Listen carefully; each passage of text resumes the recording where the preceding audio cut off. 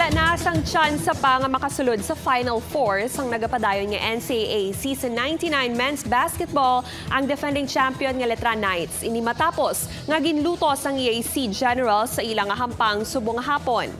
Nadominas ang Generals ang hampang sa score nga 82-69. Best player of the game si Nat Cosejo nga nakakuha sang 18 points kag 10 rebounds. Bangod sa kadalagan sang EAC Generals, nabuhi pang ila chance ang makalagas nga makasulod sa Final Four sang hinampang.